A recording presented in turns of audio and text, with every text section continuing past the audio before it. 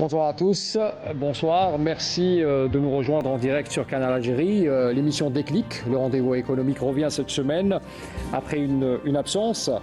Et on va partir d'un chiffre ce soir, un chiffre qui est apparu dans la presse ce mardi. Il s'agit des un peu plus de 317 milliards de dollars de PIB pour l'Algérie en 2026, selon un dernier rapport du FMI qui a été établi au mois d'avril. Alors ce n'est pas seulement un chiffre, c'est aussi un signal. Alors pourquoi ce signal? Il se passe quelque chose dans l'économie algérienne, une dynamique qui s'installe bien sûr, plutôt dans un contexte assez instable. On sait ce qui se passe un peu dans le monde en ce moment, avec des tensions géostratégiques et géopolitiques aussi, l'inflation, les incertitudes, autant de facteurs qui pèsent sur les économies mondiales. En Algérie, il y a cette forme de stabilité qui est consolidée par des chiffres rassurant. On parle aussi de la question qu'est-ce qui nous a permis d'arriver là. Il y a eu aussi quelques choix qui ont été pris il y a quelques années et dont les résultats peuvent expliquer un peu cette évolution du PIB qu'on connaît aujourd'hui et ces 317,17 milliards de dollars qui sont affichés dans ce dernier rapport du FMI. Pour parler de ce sujet, j'ai l'honneur et le plaisir de recevoir des invités de marque. Je commence par ma gauche, Idil Sassi. Bonsoir, vous êtes économiste, bonsoir. Vous êtes spécialisé des marchés financiers. Merci d'être avec nous ce soir. Merci pour l'invitation, avec plaisir.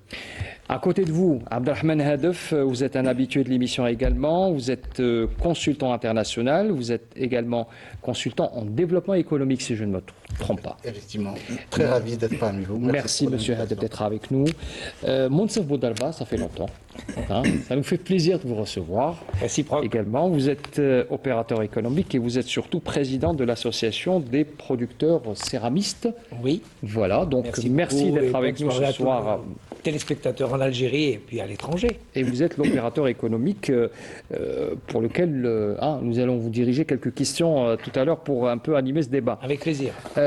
Mohamed Achir, consultant de Canal Algérie, de l'émission Déclic également. Merci, vous êtes docteur en géoéconomie. Je ne vous présente plus. Merci d'être avec nous, Monsieur Achir. Je vous remercie.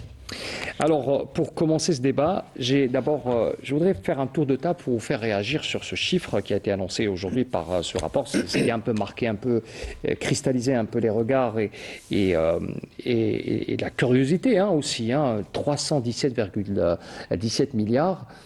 C'est un chiffre qui connaît une évolution notable par rapport à l'année dernière.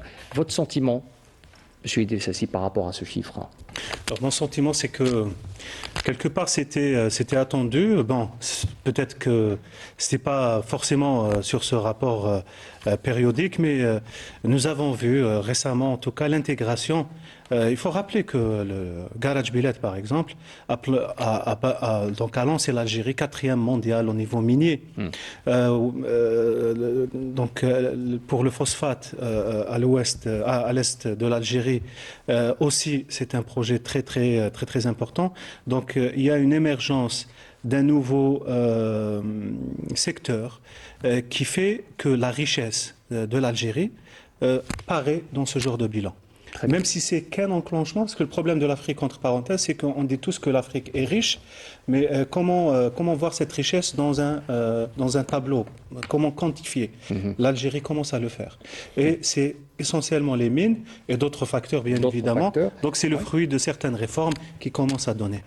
Monsieur Hadef, certains disent que c'est encore cette conjoncture d'hydrocarbures qui est en train de propulser, peut-être de doper ces chiffres. Est-ce que vous êtes d'accord avec ce que dit Monsieur Idil Sassi par rapport à ces choix stratégiques et ces choix aussi structurants par rapport à l'exploitation minière, entre autres?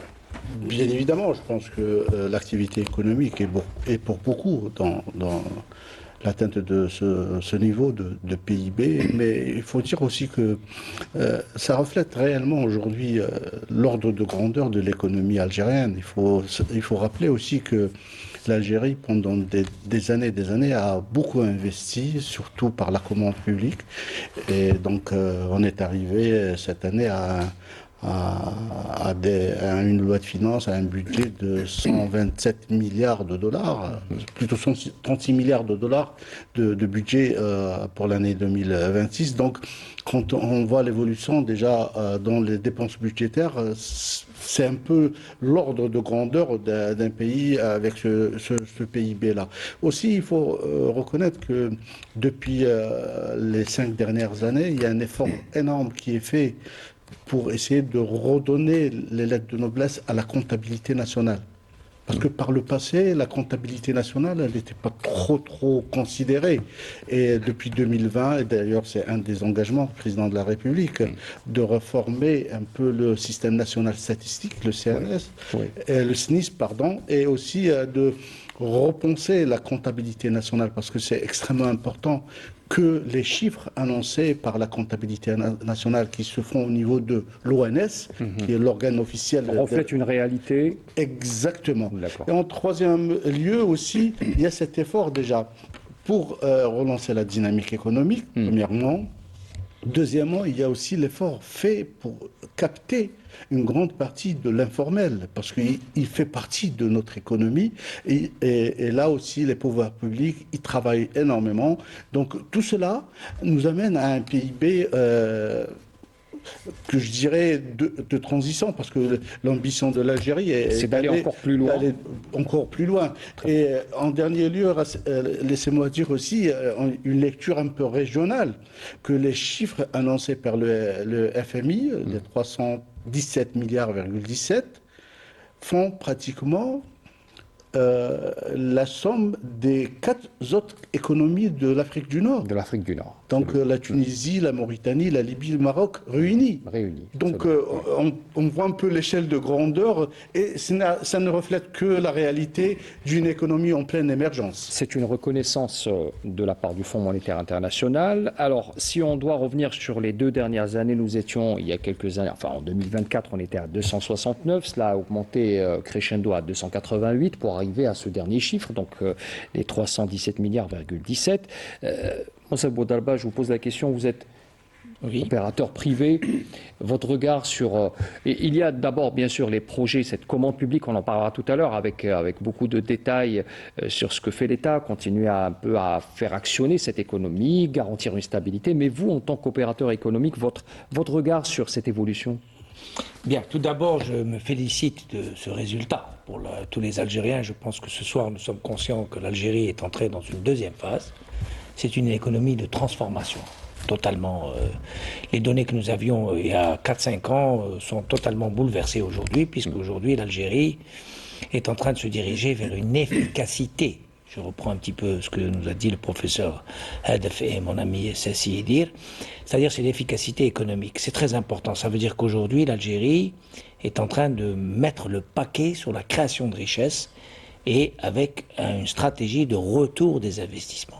C'est ça qui fait qu'aujourd'hui le PIB Est-ce que vous êtes d'accord aussi par rapport au fait que l'action aujourd'hui de l'État est plus réfléchie, elle revient vers cette forme de comptabilité? Est-ce que vous êtes d'accord avec ce point? Oui. Chose que peut-être il y a quelques nous avons années... fait des réformes dans ce sens. Je pense que la numérisation, la modernisation des instruments de contrôle de notre économie sont actuellement en révision totale.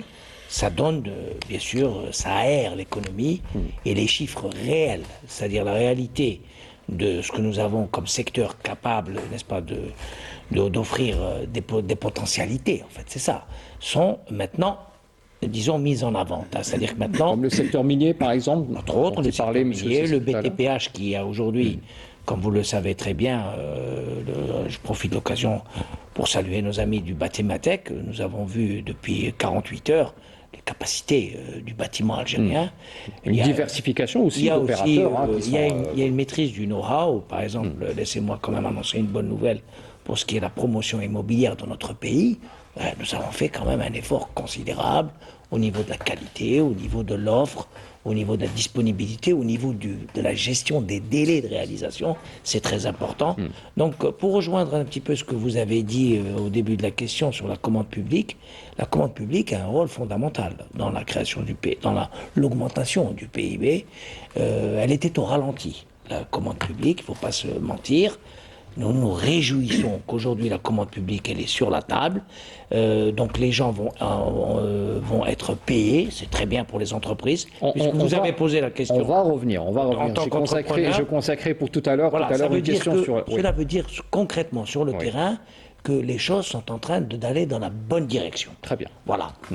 Monsieur Hachir, votre regard en tant qu'économiste sur cette évolution crescendo depuis ces 2 dernières années?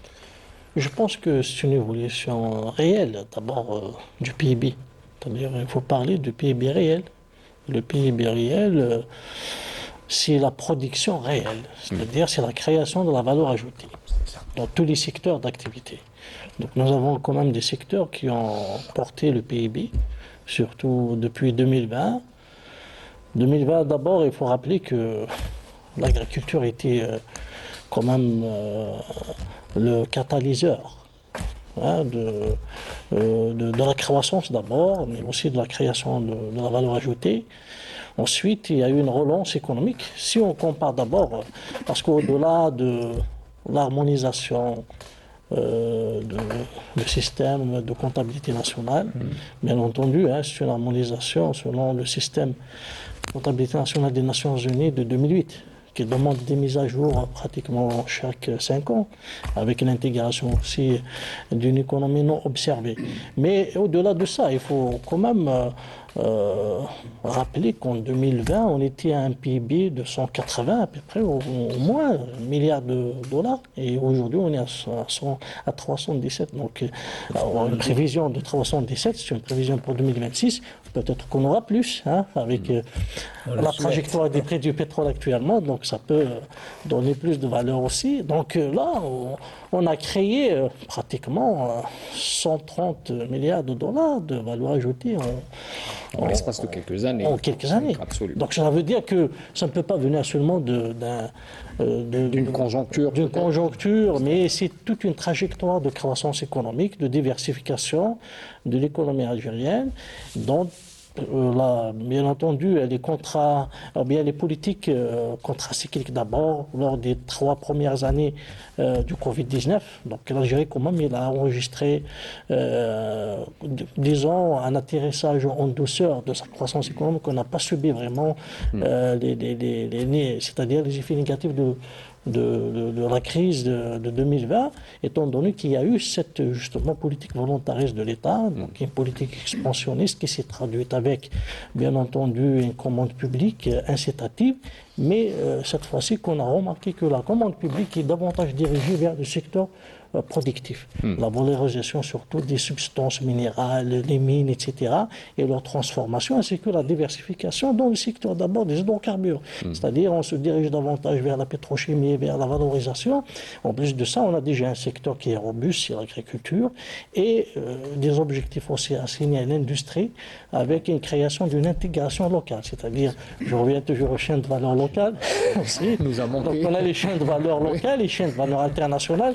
Donc on a une politique visant justement c'est-à-dire intensifier la création de la PME, de l'entreprise, et créer tout un maillage de production. Donc je pense c'est ça qui a un peu créé de la valeur ajoutée et qui a donné ce chiffre prévisionnel de 317 milliards de dollars pour 2026. Vous avez étalé plusieurs points, vous avez fait toute l'émission, merci beaucoup. Donc voilà, vous me permettrez de aussi solliciter mes invités par rapport au choix. Par exemple, il y a eu quelques choix, bien sûr, parfois qui ont été peut-être mal compris, notamment sur l'importation, réduction drastique des importations, inciter peut-être le secteur, le marché interne à produire localement, à consommer. Cela aussi a permis aussi de galvaniser un peu cette productivité qu'on recherchait depuis tant d'années. Exactement, c'est une politique volontariste, donc c'est le fruit de réformes, c'est clair. Et je rebondis pour préciser encore plus ce que disait notre ami professeur Achir, la qualité de ce chiffre, c'est que c'est une commande publique et c'est des facteurs exogènes. Donc, facteurs exogènes, c'est les prix de l'énergie. Et donc, c'est normal, nous sommes un pays producteur d'énergie. Et donc, dépenses publiques, d'accord. Mais cette dépense publique, comme disait M. Achir, elle est orientée vers la valorisation. Donc il y a la qualité de cette dépense publique. Ce n'est pas que des dépenses de fonctionnement. Oui. Donc, et un pays riche de ressources qui valorise son secteur minier, le résultat est immédiat.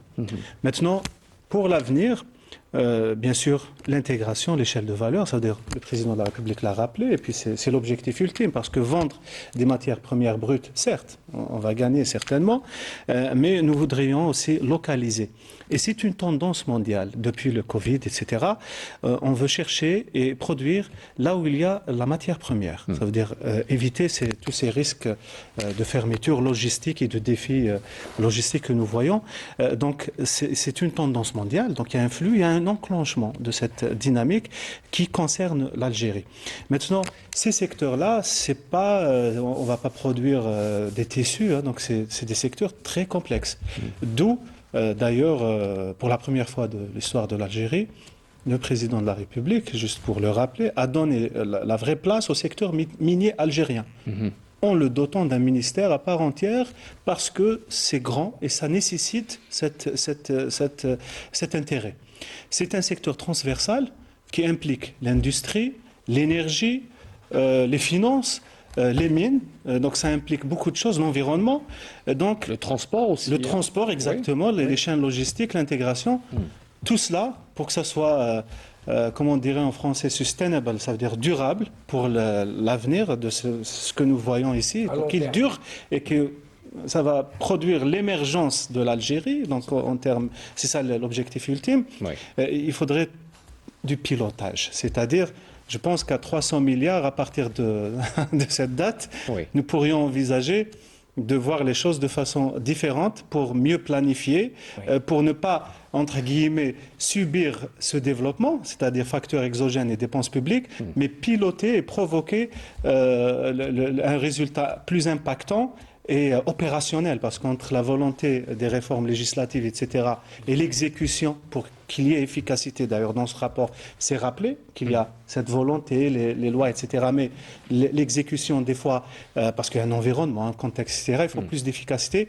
Donc, je pense que dans l'avenir, on pourra se permettre d'aller vers une manière de prévoir, de planifier, de faire les choses beaucoup plus adaptées à notre nouvelle situation.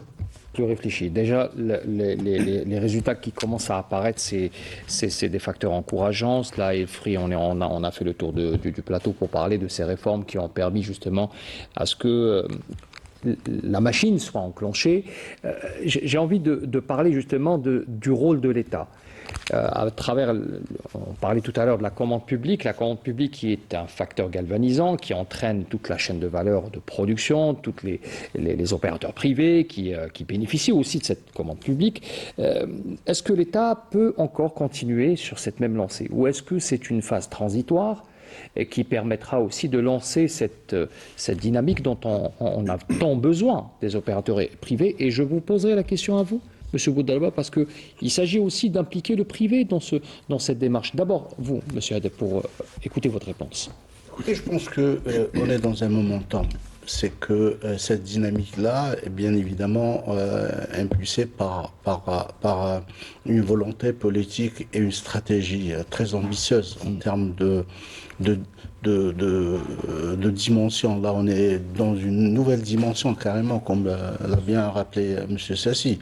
Et bien évidemment, ce qui est à noter aujourd'hui dans l'implication de l'État en tant qu'agent économique, c'est la sélectivité, le choix des secteurs.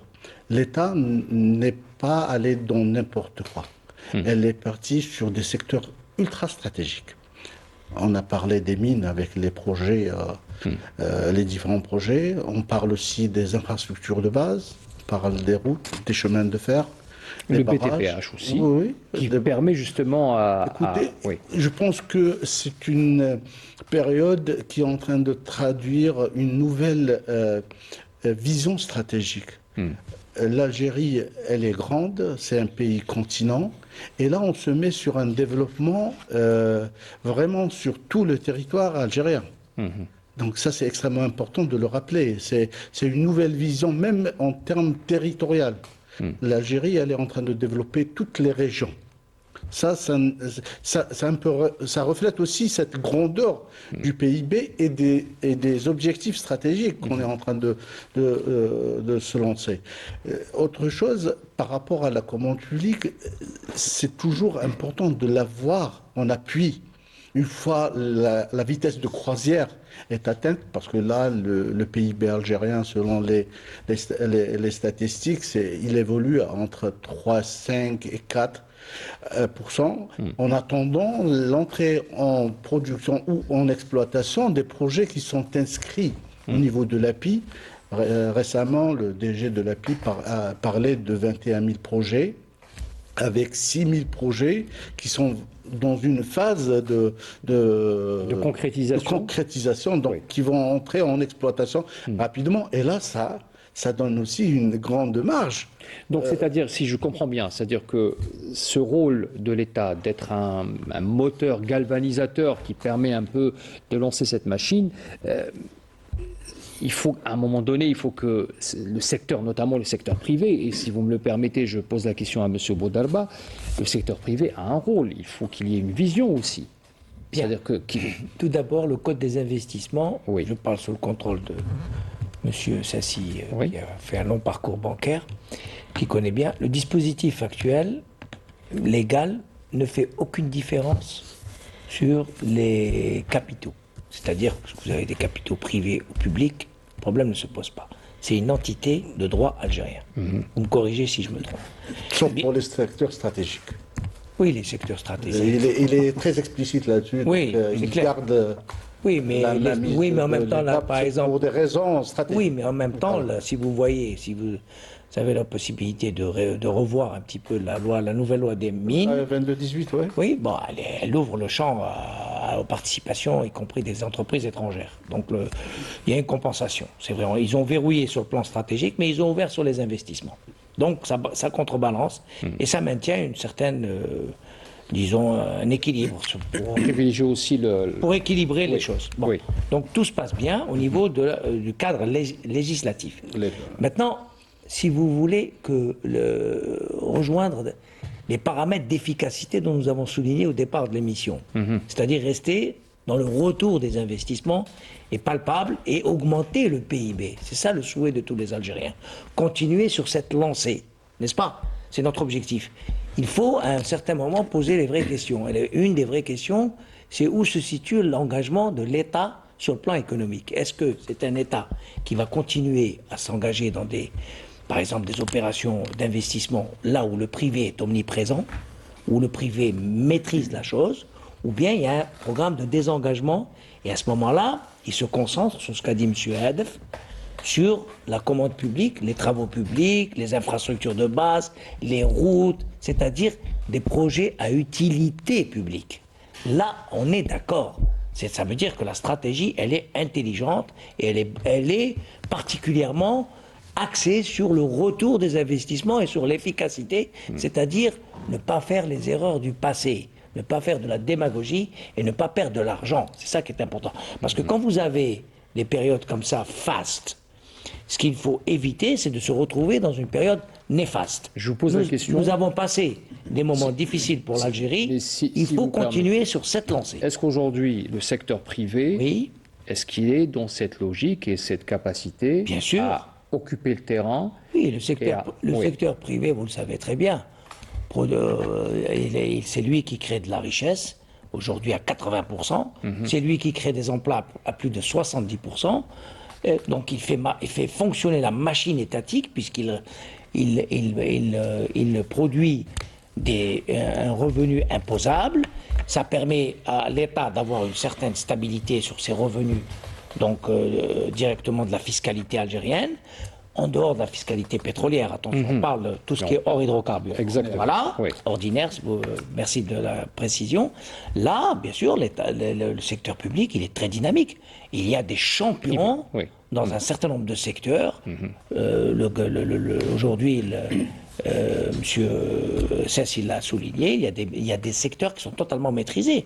Le fer, le ciment, la céramique, l'électroménager, l'agroalimentaire, le parapharma qui est actuellement en pleine ébullition. On a des projections à 70 à 80% de taux d'intégration. Laissez-moi vous dire, il y a un certain nombre de multinationales, grands laboratoires installés en Algérie, qui au départ avaient marqué une certaine frilosité pour se désengager du marché algérien. Il y a un retour en force de ces grands laboratoires et des signatures de contrats qui ont été faits lors des visites des différentes délégations des patronats étrangers, sans citer les noms, mais c'est dans la presse, il n'y a rien à cacher. Donc les choses sont en train de se mettre en place intelligemment dans un partenariat gagnant-gagnant, ce qui est prévu dans le dispositif non seulement du Code des investissements, non seulement dans l'API, non seulement dans le programme gouvernemental de la numérisation et des réformes économiques. Il reste une dernière petite touche, c'est l'aspect financier, c'est-à-dire le rapport à la banque. Là, on pourra en discuter ultérieurement. Bien sûr.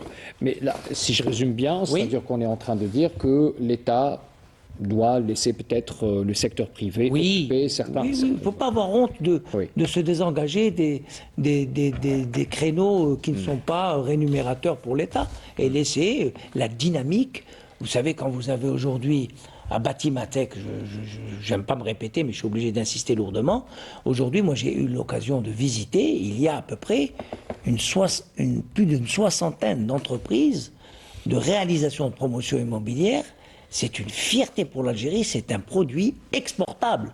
Le know-how de la promotion immobilière algérien aujourd'hui peut s'exporter et aisément parce qu'on maîtrise le mètre carré. D'abord, il est 100% algérien, la maison est algérienne, tout est fait localement. Donc allons-y, n'ayons pas peur. Mohamed. Je suis tout à fait d'accord, mais le privé aurait pu faire mieux aussi, hein, parce qu'il a quand même bénéficié d'un plan de charge publique assez important. Il faut rappeler que l'économie algérienne, depuis surtout les années des exportations d'hydrocarbures, n'a pas privé le privé en matière de commande publique, en matière de plan de charge. Donc il y a eu quand même chaque année des investissements très importants, que ce soit dans le logement, les travaux publics, etc. Et puis même dans la consommation. Donc tout ça, c'est vrai qu'il y a eu émergence d'un certain nombre de champions. Dans plusieurs secteurs, agroalimentaire, le bâtiment, BTPH, les travaux publics, etc. Mais on aurait pu avoir plus. Parce que il faut dire les choses, hein, c'est-à-dire il y a un besoin de professionnalisation de l'entreprise privée aujourd'hui en matière de management, en matière d'ambition aussi, et en matière surtout d'accumulation. Donc, et sortir un peu d'une certaine logique. Bon, je ne parle pas de toutes. Je dis qu'il y a des champions, il faut les encourager. Absolument. Et toutes les économies. Entre autres, ce que vient de dire Ah M. oui, Moudalba il faut les sur encourager. Mais il y a du opérateurs travail au niveau- pour la population de PME. D'abord, on a la PME Ça, c'est familiale. valable aussi pour l'étatique, attention. Oui, je suis tout Si à vous fait permettez, d'accord. hein. Vous n'allez pas vous fâcher. Et, non, Il y a un travail à faire sur le secteur étatique, Et si les vous permettez ce soir. Oui, mais vraiment, j'ai critiqué l'émission précédente, donc On est d'accord. la sous-production dans le secteur étatique, effectivement, dans les PME, dont C'est-à-dire que si j'essaie un peu de paraphraser ce que vous dites, c'est-à-dire qu'il y a peut-être un manque de cohérence, peut-être un manque d'ambition de certains secteurs. On ne Il y a parle une pas des champions. complémentarité, il y a une complémentarité, Oui, il faut juste s'organiser. Oui. Mais- Il faut organiser les choses. c'est-à-dire, on est Vous voulez arrivé. intervenir, M. Cessa? Moi, je voulais juste un peu équilibrer le débat, c'est qu'aujourd'hui on est dans une phase de changement d'optique. On était dans une optique de production, mais là il faut qu'on va vers une optique de productivité. C'est ça. Il faut que l'outil de production devienne performant. Ouais. Ça c'est extrêmement important. Ce que dit M. Achille, c'est ça. C'est un peu l'entreprise algérienne doit se remettre en question en termes de compétitivité et de productivité. Est-ce qu'on peut dire aujourd'hui que je parle de pas tous, hein, mais certains opérateurs économiques privés manquent peut-être d'ambition. Ils sont un peu dans leur... Il y a de la remise en question. C'est pour ça que je dis aujourd'hui, écoutez, quand on un peu analyse les efforts que l'État a fait envers l'économie, hein, je ne parle pas ni de privé ni de public. En général. Toute la communauté économique confondue, seulement en termes de financement fiscal, les exonérations fiscales, c'est énorme. Donc là, Tout cela pour encourager, justement. bien sûr. Ouais. Donc le secteur économique, qu'il soit privé ou public, a bien reçu ces financements fiscaux. Il faut aujourd'hui que les choses aillent à un niveau encore plus haut. Parce que le but aujourd'hui, ce n'est pas seulement de produire pour le marché algérien, parce qu'à un moment donné, il va devenir trop petit. Saturé, ça va saturer, il faudra aller ailleurs. Et donc, c'est dès aujourd'hui qu'il faut... Et justement, vous me tendez la perche. Si on parle d'ambition, l'ambition se situe à ce niveau-là. Est-ce qu'aujourd'hui, un opérateur privé, peu importe le secteur, on ne parle pas de tous, hein, certainement il y a des champions qui ont émergé dans le BTPH, dans plusieurs... Absolument. Mais aujourd'hui, il faut aussi souligner que certains privés sont un peu hésitants et comptent aussi sur peut-être... C'est un peu culturel aussi, hein. C'est un peu culturel. Notre économie a été trop renfermée pendant des décennies. Là, ce qu'on est en train de travailler, c'est un peu aussi les mentalités. Les mentalités aussi. Monsieur Sessi. À mon avis, plus que ça, laissez-moi trahir le secteur duquel je viens, c'est-à-dire les banquiers, au fait. Je pense que le problème, c'est aussi les finances, au fait. Bien sûr. Parce qu'il n'y a pas d'ambition sans moyens, il faut être honnête. Après, quand on parle de public et privé, à mon avis, la commande publique de Musk, elle est publique. Je veux dire, aux États-Unis, c'est le public qui achète auprès du privé.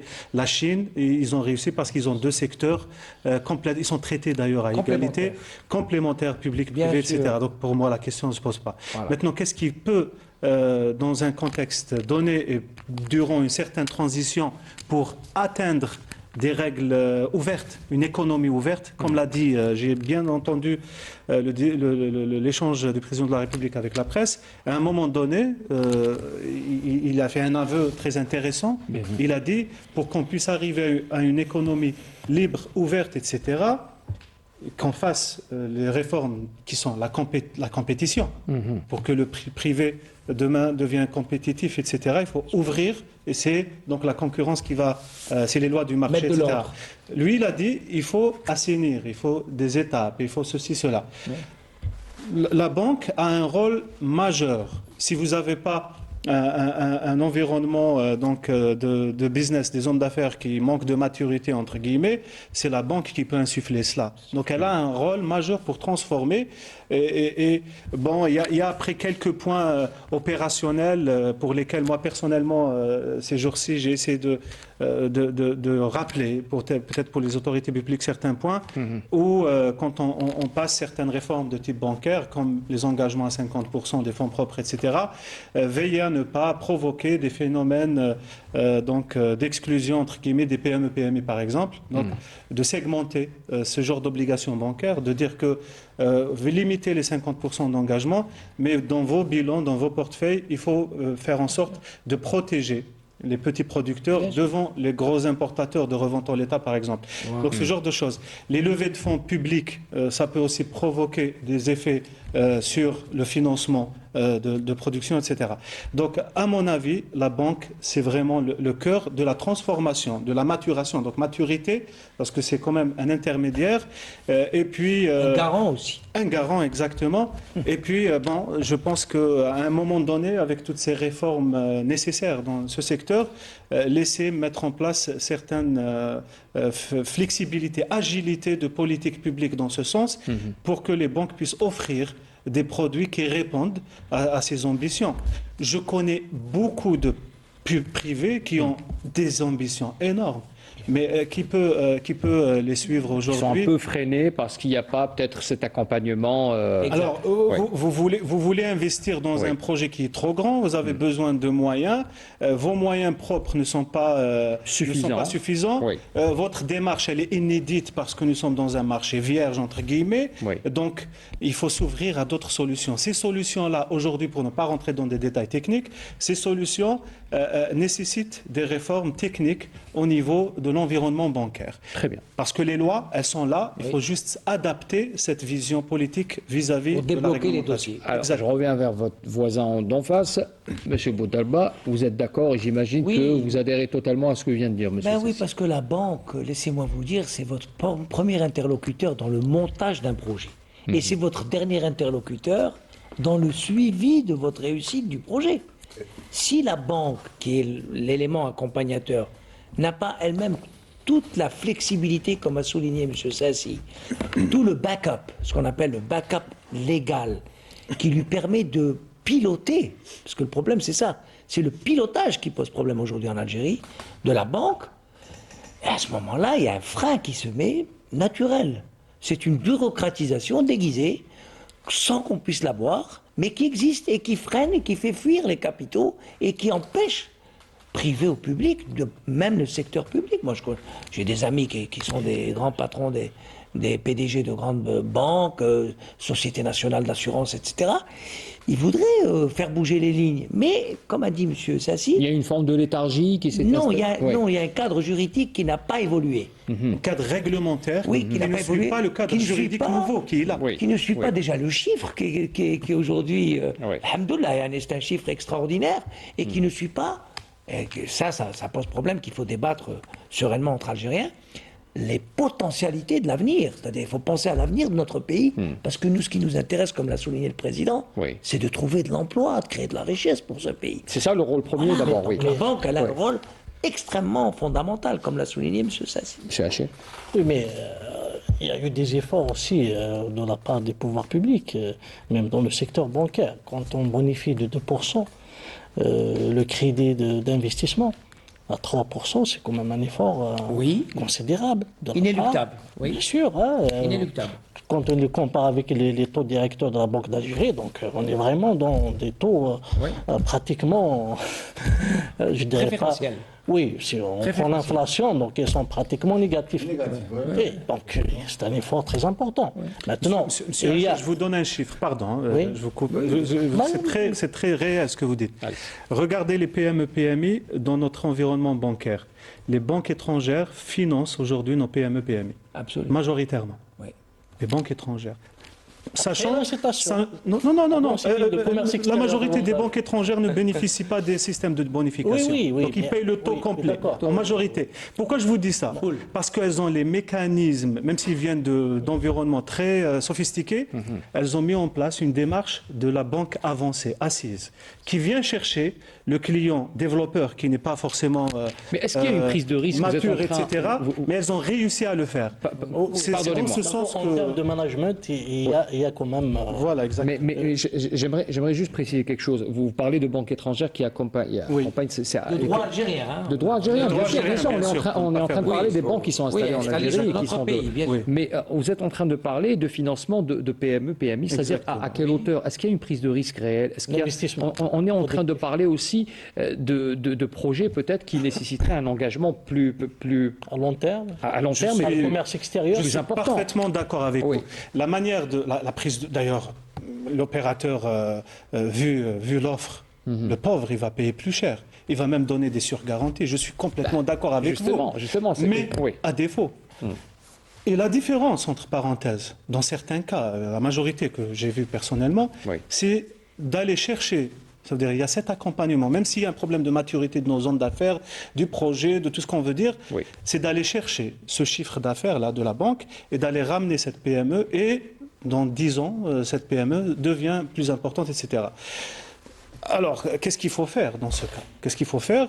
Je pense qu'il faut réformer certaines façons de faire du secteur qui détient aujourd'hui 83% de la banque. Aujourd'hui, c'est les banques publiques. Donc, c'est elles réellement qui détiennent la clé de ce problème-là. Donc, il y a des réformes qui ont été faites. Changement dans le management, etc. Peut-être des ouvertures de C'est capital. déjà fait pour certaines. Mais à mon avis, Ça serait pas une mauvaise chose. à mon avis, il y a peut-être des solutions intermédiaires qui sont dans la loi, mais j'espère qu'avec le nouveau gouverneur, je suis en train d'apercevoir une dynamique très très positive, entre parenthèses, avec ce nouveau staff. Ça, c'est un avis personnel. Mais je pense qu'il y a des solutions intermédiaires qu'on peut faire, mais il y a plus que ça. Il faut permettre l'innovation financière. L'innovation financière peut apporter de façon... Des solutions à court terme, oui. de façon décomplexée, redéfinir certaines positions. Très bien. Mais Pourquoi d'accord, je mais- dis ça? Parce qu'il y a certains produits qui sont automatiquement taxés Oui. de ceci, cela, etc. Il faut s'adapter. Nous sommes à 300 milliards. Il faut passer à une échelle supérieure. J'aimerais, Monsieur pardonnez-moi, j'aimerais d'abord écouter M. Hadef et je vous donnerai la parole tout de suite après.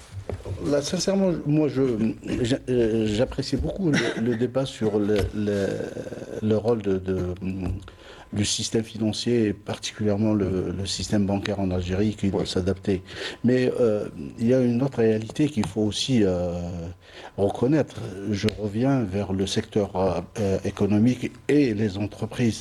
Il y a des chiffres qui ne montent pas. Aujourd'hui, c'est plus de 90% de nos entreprises, c'est des personnes physiques. Donc il y a une certaine mentalité, c'est des chiffres annoncés par le CNRC. Il y a une mentalité au niveau de la gouvernance de l'entreprise algérienne. Les chiffres aussi ne mentent pas. Quand on voit la moyenne de PME à travers le monde, c'est 50 PME pour 1000 habitants. L'Algérie, on est à 25, 28 pour une PME. On sort d'un pays qui était majoritairement à une économie étatique. Monsieur Boudraba, moi, Non, je fais une lecture. faut pas fuir la Non, réalité. Attendez. C'est une nouvelle donne, le PME. Allez-y, Et le c'est pour président nous a demandé d'être la ceinture Non, de ce pays. je ne fais pas de critique. Non, mais c'est la Je ne réalité. fais pas de critique. C'est la Voilà. réalité. C'est Je un fais constat. une C'est un lecture constat. des chiffres. Oui, c'est c'est la pour ça que j'ai dit tout à l'heure, c'est aussi un problème de mentalité. C'est un problème de mentalité. J'adhère parfaitement à ce que disait M. Assir quand il parle de l'effort de l'État. En termes financiers et bancaires, il y a des mécanismes envers lesquels on ne fait pas du tout recours. Les caisses de garantie. Les caisses de garantie de PME, est-ce que Elles ne fonctionnent pas. Elles ne fonctionnent pas, Elles ne elles fonctionnent ne sont pas pas. sollicitées. Mais pourquoi Moi, quand je vois... Il faudra poser la question. Voilà. On fera un thème Quand là-dessus je- prochainement. Monsieur Boudelba, quand je vois que notre tissu économique est à 90% Oui. de personnes physiques, c'est très révélateur. Parce que quand on est dans une personne morale, Oui. c'est un management qu'il Il faut un sociologue ici, je pense. Non, non. La fiction Oui, sociétatiste. Non, mais ça rejoint ce qu'on disait tout à l'heure sur l'ambition et sur la Voilà. passivité. Il y a une passivité par rapport à...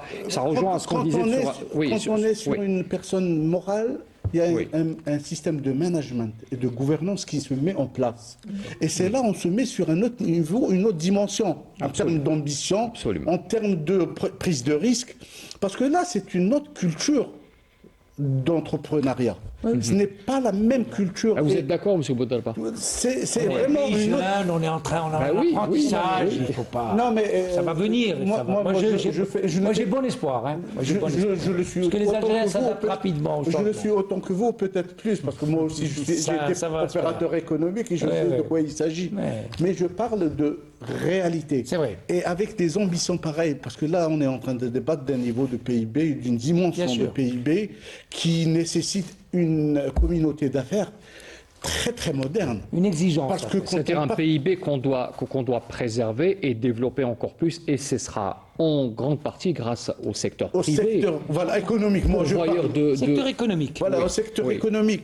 Mais c'est avec une nouvelle mentalité de gouvernance. Parce que là, quand on parle de chiffres, et on parle de système bancaire, le banquier, je le comprends parfaitement. Quand il est en face de 90% d'entreprises, de personnes physiques qui sont... Il a besoin de garanties aussi, le banquier, Voilà. pour donner de l'argent. Non, déjà le fait Je vais vous poser une question. Une seconde, je termine. Le fait d'avoir affaire Ouais. à une personne physique, c'est déjà si le banquier n'adhère pas, c'est déjà en protégeant la personne, parce que là, il se présente en tant que personne physique qui peut perdre ses biens personnels quand il fait affaire avec la banque. Monsieur Hadef, Et ça, c'est... est-ce que le banquier donne facilement du crédit à une entreprise publique, qu'elle soit avec un management archaïque, qu'à un privé? Est-ce qu'il y a une équité entre un public et privé devant le banquier? C'est un débat, oui. C'est pas un débat. On donne au public et on ne donne pas au privé. Non, écoutez, le privé, on va lui exiger toutes les hypothèques possibles et le public, attendez. c'est plus facile. Est-ce que Il y a aussi... C'est ça, voilà. Non, mais- j'aimerais bien allez-y, répondre. allez-y.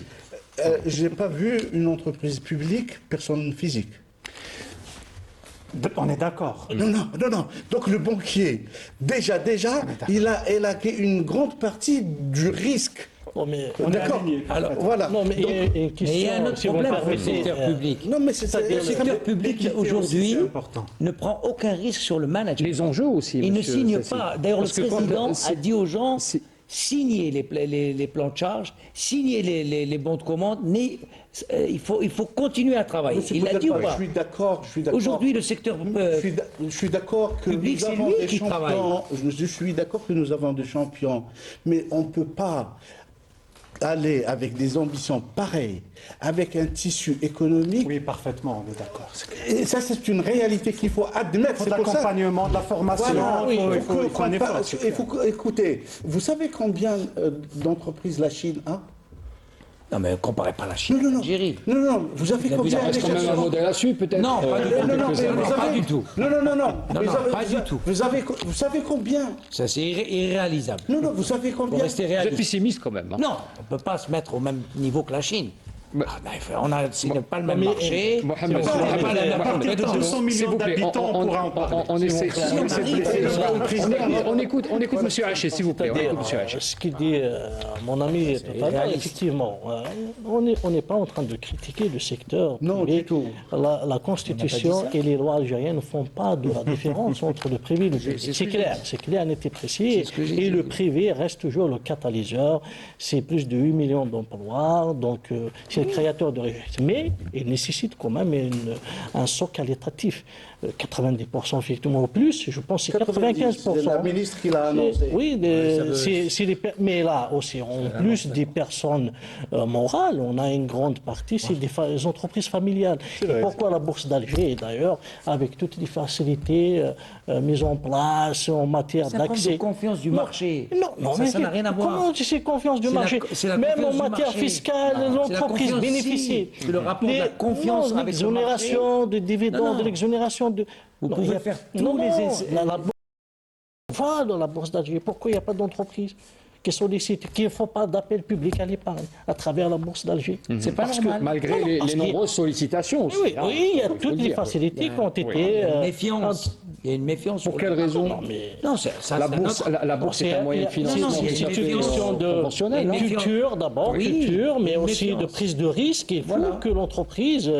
Il y a des gens qui continuent à travailler avec beaucoup de il faut cash. qu'il ouvre qui- son capital, qui il gardent faut l'argent à la maison. chercher des capitaux et il faut s'inscrire. Parce d'accord qu'il y a- avec vous qu'on le là-dessus. veuille ou non, et que ce soit dans le public ou dans le privé, on a toujours des rentes de situation.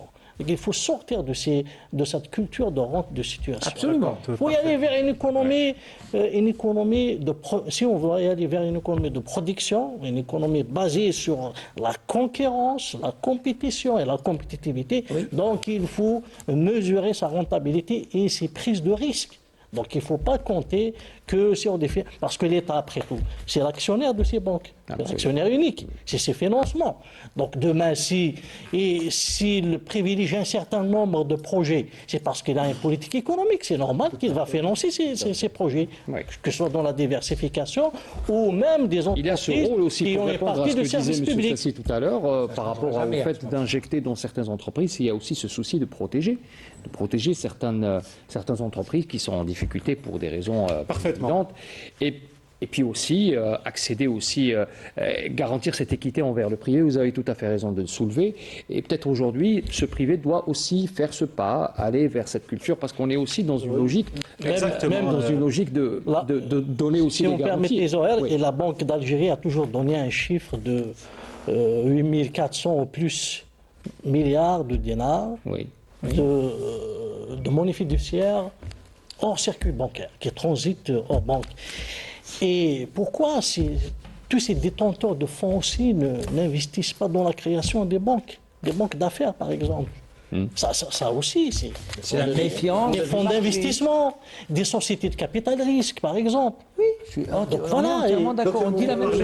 C'est pour ça que je parlais tout à l'heure de mentalité de culture. Cette méfiance qui peut-être... Oui. Voilà, Oui. parce que là, on doit c'est le manque passer, de confiance. voilà, on doit passer à une autre dimension dans le dit management. exactement la même chose. Allez-y, Oui, parce oui. que là, il ne reste pas beaucoup de temps. Alors, je suis désolé. Allez-y. Il y a très certainement. bien, ça là, chauffe. Nous sommes dans une période de transition, entre guillemets. Absolument. Et ce qui me fait plaisir, moi, c'est de voir qu'il y a un effort pour mettre des bases solides. C'est des bases réelles et solides. Ça veut dire que ce n'est pas de l'esthétique. Hein. Donc, on fait les choses comme il se doit. Le constat est clair. Il y a une mentalité, il y a un contexte, etc. Oui, on est bien d'accord. sûr. À mon avis, 300 milliards, et si on a l'ambition de 400, on Oui. parlait tout à l'heure de secteurs qu'il faut pérenniser, parce que c'est eux qui sont en train d'enclencher quelque chose. C'est transversal, il faut du pilotage. Absolument. On parlait des avantages ici, à mon avis aussi, faisons le bilan.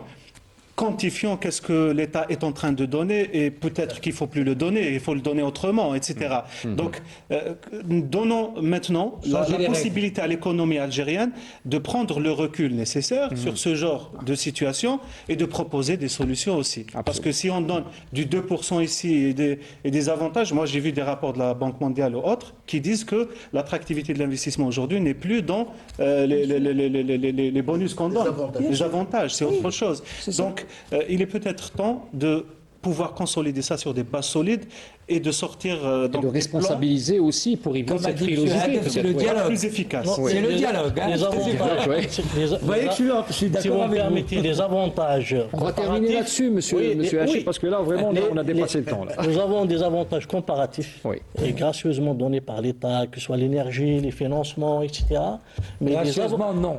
mais les avantages Ah si, quand même, monsieur. Non, on paye. Si, si, On si, paye. l'énergie, Il c'est- paye l'IBS, il va On dire. paye. Oui, mais je gracieusement, non. les avantages On paye tout. compétitifs sont, Bah, c'est légitime quand même, sont monsieur des Boudalba, on avait entreprises qui doivent les On paye construire. tout. Donc les avantages compétitifs, ça vient de son effort Exactement. managérial, de Oui, son accumulation. exactement. L'État, c'est des avantages comparatifs, d'accord, il y a une dotation Pas l'État, factorielle, c'est l'Algérie qui mais a des les avantages avantages comparatifs. compétitifs, c'est l'entreprise. Non, non. Oui, Les oui, avantages c'est, comparatifs, c'est c'est l'Algérie. On ne va pas réussir à vous mettre tous les d'accord. Algériens. Merci beaucoup, messieurs. Le débat était très animé.